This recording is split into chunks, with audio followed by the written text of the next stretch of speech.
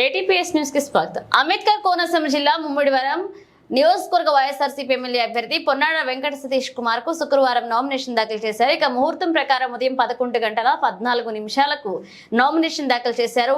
ముందుగా ముమ్మిడివరంలో వెంచేసి ఉన్న శ్రీ కొండాలమ్మ అమ్మవారి ఆలయంలో పూజలు నిర్వహించారు. అనంతరం భారీ జనసందోహంతో ర్యాలీగా ముమ్మిడివరం తహసీల్దార్ కార్యాలయానికి చేరుకుని ఎన్నికల రిటర్నింగ్ అధికారికి నామినేషన్ పత్రాలు సమర్పించారు.